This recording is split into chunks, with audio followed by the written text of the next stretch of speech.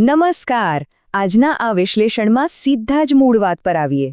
આજે આપણે ભૂગોળના એક એવા વિષયની ચર્ચા કરવાના છીએ જેને સામાન્ય રીતે લોકો માત્ર ધૂળ સમજે છે, પરંતુ એક સ્થાનિક ખેડૂતની નજરે જોઈએ તો આ તો એમની સૌથી મોટી અને અમૂલ્ય સંપત્તિ છે. પૃથ્વી પરના છોડ, વિશાળ વૃક્ષો અને આપણા સંપૂર્ણ ખોરાકનો આધાર આ માટી જ તો છે. માટી વગર જીવનની કલ્પના પણ શક્ય નથી. આ સમજૂતીમાં આપણે માટી વિજ્ઞાનના દરેક પાસાને ખૂબ જ રસપ્રદ રીતે આવરી લઈશું, જેથી ભૂગોળના આ મહત્વપૂર્ણ પ્રકરણની સંપૂર્ણ અને એકદમ પાક્કી તૈયારી થઈ જાય. ચાલો શરૂ કરીએ. આજના આપણા આ માસ્ટર ક્લાસની રૂપરેખા કંઈક આ પ્રમાણે રહેશે. પહેલું, ખેડૂતની સંપત્તિ. બીજું, માટીની રચના અને તેના સ્તરો. ત્રીજું, ભારતની મુખ્ય માટીઓ વિશે. ચોથું, માટીનું ધોવાણ અને તેના કારણો. અને છેલ્લે પાંચમું, સંરક્ષણ અને પરીક્ષા માટેની ખાસ તૈયારી. તો વિભાગ 1, ખેડૂતની સંપત્તિ અને માટીની મૂળભૂત સમજ. હવે માટી ખરેખર શું છે? એ માત્ર ધૂળ નથી, પણ પથ્થરોના વિઘટન અને સજીવ પદાર્થોથી બનેલી એક ખૂબ જ જટિલ રચના છે. આ પૃથ્વીની સૌથી ઉપરની નરમ સપાટી છે, જ્યાં ખેડૂત પોતાનો પાક લહેરાવે છે. આ બધામાં એક સૌથી હેઠ અને મહત્વપૂર્ણ તત્વ છે હ્યુમસ. હ્યુમસ એટલે શું? જ્યારે સુકાયેલા પાંદડા, છોડ અને પ્રાણીઓના અવશેષો સડી જાય છે અને ખનિજ કણો સાથે ભળે છે, ત્યારે એક ઘેરો કાળો પદાર્થ બને છે, જેને આપણે હ્યુમસ કહીએ છીએ. આ હ્યુમસ જમીનની જીવાદોરી છે. તે જમીનમાં પાણી પકડી રાખવાની ક્ષમતા તો વધારે જ છે, પણ સાથે સાથે તંદુરસ્ત પાક માટે જરૂરી તમામ મહત્વપૂર્ણ પોષક તત્વો પણ પૂરા પાડે છે. આગળ વધીએ વિભાગ 2 તરફ, રચના અને માટીના સ્તરો. આ કોઈ રાતોરાત થતી જાદુઈ પ્રક્રિયા નથી. આ તો હજારો વર્ષોની ધીમી પ્રક્રિયા છે. ખેડૂતના પગ નીચેની આ જે ફળદ્રુપ જમીન છે ને, તે કંઈ 1-2 દિવસમાં નથી બનતી. કઠણ પથ્થરોમાંથી માટીમાં રૂપાંતર થતાં હજારો વર્ષો નીકળી જાય છે. ચાલો આખી ભૌતિક પ્રક્રિયા સમજીએ. સૌથી પહેલાં, દિવસે કાળઝાળ ગરમી અને રાત્રે કડકડતી ઠંડી પડે એટલે પથ્થરો સતત ફેલાય અને સંકોચાય. આનાથી પથ્થરોમાં તિરાડો પડે છે. પછી વરસાદ અને નદીઓનું ધસમસતું વહેતું પાણી એ પથ્થરોને સતત ઘસીને નાના કણોમાં તોડી નાખે છે. રણપ્રદેશોમાં આ જ કામ જોરદાર પવન કરે છે. અને હા, ઘણીવાર વૃક્ષોના મૂળ પથ્થરોની તિરાડોમાં ઊંડે સુધી પ્રવેશીને તેને અંદરથી જ તોડી નાખે છે. પરીક્ષાની તૈયારી માટે આખી આ પ્રક્રિયા મગજમાં બેસાડવી અત્યંત આવશ્યક છે. હવે આ બાબતમાં જે સૌથી રસપ્રદ વાત છે તે એ છે કે અંતિમ માટી કેવા પ્રકારની હશે તે આ 5 મુખ્ય પરિબળો પર આધાર રાખે છે. આબોહવા એટલે કે વરસાદ અને તાપમાનની પેટર્ન, જે માટી બનવાની ઝડપ નક્કી કરે છે. બીજું છે મૂળ પથ્થર, જેમાંથી માટી બને છે. આ જ પથ્થર માટીનો રંગ અને તેના ગુણધર્મો નક્કી કરે છે. ત્રીજું છે વનસ્પતિ, જે હ્યુમસનો મુખ્ય સ્ત્રોત છે. ચોથું પરિબળ છે જમીનનું ઢાળ. ઢાળવાળી જમીન પર માટી ઝડપથી ધોવાઈ જવાનું જોખમ રહે છે. અને છેલ્લે સમય. આ એક ખૂબ જ લાંબી અને ધીમી પ્રક્રિયા છે. ચાલો હવે જમીનના સ્તરોનું સ્ટેપ બાય સ્ટેપ વિશ્લેષણ કરીએ. સૌથી ઉપરનું સ્તર, જેને હોરાઇઝન એ એટલે કે હોરાઇઝન એ કહેવાય છે, તે ખેડૂત માટે સોના સમાન છે, કારણ કે બધું જ હ્યુમસ અને પોષક તત્વો અહીં જ હોય છે. જેમ જેમ આપણે નીચે જઈએ તેમ હોરાઇઝન બી આવે, જ્યાં ખનિજોનું પ્રમાણ વધુ હોય છે. એનાથી નીચે ત્રીજું સ્તર હોરાઇઝન સી આવે છે, જેમાં અડધા તૂટેલા પથ્થરોના ટુકડાઓ જોવા મળે છે. અને છેક નીચે ચોથું સ્તર એટલે કે બેડરોક, જે નક્કર પથ્થરનો પાયો છે. ચાલો આગળ વધીએ. વિભાગ 3, ભારતની મુખ્ય માટીઓ. આપણો દેશ ખરેખર એક વૈવિધ્યસભર કૃષિ લેન્ડસ્કેપ ધરાવે છે. આપણો દેશ ભૌગોલિક રીતે અત્યંત વિશાળ છે, અને આ અલગ અલગ વિસ્તારો જમીનના ગુણધર્મોમાં જમીન આસમાનનો તફાવત રજૂ કરે છે. દાખલા તરીકે જલોઢ માટી. આ નદીઓ દ્વારા ઢસડી લાવવામાં આવેલા કાંપથી બને છે, એટલે જ તે સૌથી વધુ ફળદ્રુપ છે અને ઘઉં તથા ચોખા માટે એકદમ આદર્શ છે. હવે તેની સરખામણી રણની રેતીલી માટી સાથે કરીએ. તે પાણી પકડી જ નથી શકતી, તેથી ત્યાં ખેતી કરવી બહુ જ પડકારજનક છે. અને બીજી તરફ પર્વતીય માટી છે, જે ઠંડા હવામાન અને ઊંચાઈને કારણે ચા અને સફરજન જેવા પાકો માટે જ અનુકૂળ રહે છે. અહીં એ નોંધવું જરૂરી છે કે ઋતુઓ અને હવામાનનો સતત ફેરફાર પાકના સ્વાસ્થ્ય પર સીધી અસર કરે છે.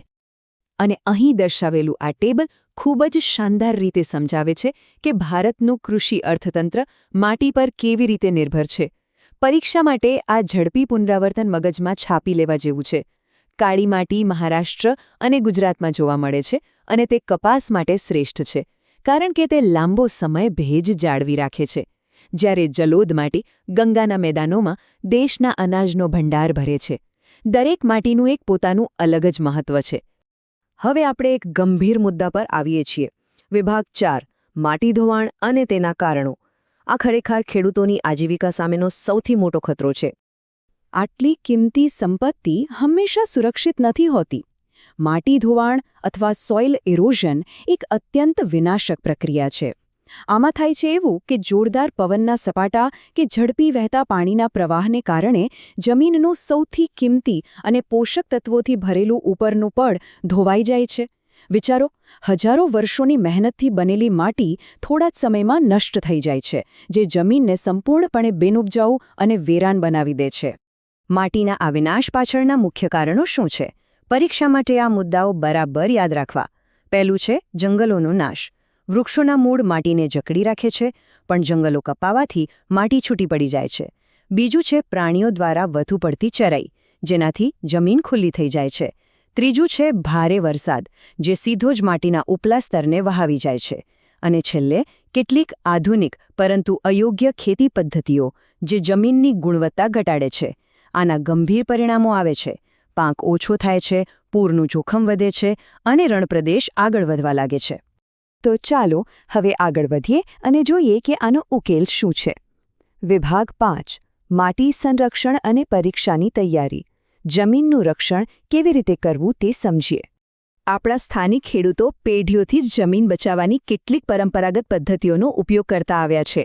પહાડી કે ઢાળવાળા વિસ્તારોમાં ભારે વરસાદથી માટીને ધોવાથી અટકાવવા માટે તેઓ સીડીદાર ખેતી એટલે કે ટેરેસ ફાર્મિંગ કરે છે. બીજું, વૃક્ષારોપણ કરવું અને ખુલ્લી જમીન પર ઘાસ ઉગાડવું એ માટીને પકડી રાખવાના સૌથી અસરકારક અને કુદરતી રસ્તાઓ છે. આધુનિક સાધનો ભલે ગમે તેટલા આવી ગયા હોય, પણ આ પરંપરાગત પદ્ધતિઓ આજે પણ માટીના સ્વાસ્થ્યને જાળવવામાં અકબંધ અને શ્રેષ્ઠ સાબિત થઈ છે. યોગ્ય ખેતી પદ્ધતિઓ અપનાવી એ જ સાચો રસ્તો છે. હવે આપણે એક નાનકડું પરીક્ષાલક્ષી પુનરાવર્તન કરી લઈએ. પ્રશ્ન પહેલો, માટી શું છે? આપણે અગાઉ જોયું તેમ આ પૃથ્વીની સૌથી ઉપરની નરમ સપાટી છે, જે લાંબા સમય સુધી પથ્થરોના તૂટવાથી અને તેમાં જૈવિક પદાર્થો એટલે કે હ્યુમસના ભળવાથી બને છે. એકદમ સરળ. પ્રશ્ન બીજો, કાળી માટી ક્યાં જોવા મળે છે? મગજમાં પહેલા ટેબલને યાદ કરો. હા, કાળી માટી જે કપાસના પાક માટે કોઈ વરદાનથી કમ નથી. તે મુખ્યત્વે મહારાષ્ટ્ર અને ગુજરાતના વિસ્તારોમાં મોટા પ્રમાણમાં જોવા મળે છે. પ્રશ્ન ત્રીજો, માટી ધોવાણ શું છે? સાવ સીધી ભાષામાં કહીએ તો પવન અને ઝડપી વહેતા પાણી દ્વારા જમીનના સૌથી ફળદ્રુપ અને પોષક તત્વોથી સભર એવા ઉપલા સ્તરનું નાશ પામવું કે ધોવાઈ જવું. આ જમીનને સાવ બિનઉપજાઉ બનાવી દે છે. પ્રશ્ન ચોથો, જલોદ માટીનું મહત્વ લખો. આપણે યાદ રાખવાનું છે કે જલોદ માટી એ ભારતની સૌથી વધુ ફળદ્રુપ માટી છે. ગંગા અને બ્રહ્મપુત્રાના મેદાનોમાં જોવા મળતી આ માટી ઘઉં અને ચોખા જેવા પાકો માટે શ્રેષ્ઠ છે અને લાખો લોકોની આજીવિકાનો મુખ્ય આધાર છે. અને છેલ્લો પ્રશ્ન 5, માટી સંરક્ષણના ઉપાયો જણાવો. તો સૌથી મહત્વનો મુદ્દો એ છે કે વૃક્ષારોપણ કરવું, ઢાળવાળી જમીન પર સીડીદાર ખેતી કરવી અને જમીનને ખુલ્લી રાખવાને બદલે તેના પર ઘાસ ઉગાડવું એ આ અમૂલ્ય સંપત્તિને બચાવવાના શ્રેષ્ઠ અને પરંપરાગત ઉપાયો છે. તો અંતે એટલું જ કહી શકાય કે માટી એ ખેડૂતની જ નહીં, સમગ્ર માનવજાતની સાચી અને જીવંત સંપત્તિ છે. એ માત્ર ધૂળ નથી, પણ આપણા ખોરાક, પર્યાવરણ અને ભવિષ્યનો અત્યંત નાજુક પાયો છે. અહીં એક મોટો પ્રશ્ન એ ઊભો થાય છે કે શું ભવિષ્યની પેઢીઓ માટે આ ફળદ્રુપ વારસો અને પાયો આપણે સુરક્ષિત રાખી શકીશું? આ એક એવો પ્રશ્ન છે જેના પર સૌએ ઊંડો વિચાર કરવો જ રહ્યો. આજના આ વિશ્લેષણની જ્ઞાનસભર સફર અહીં પૂર્ણ કરીએ છીએ.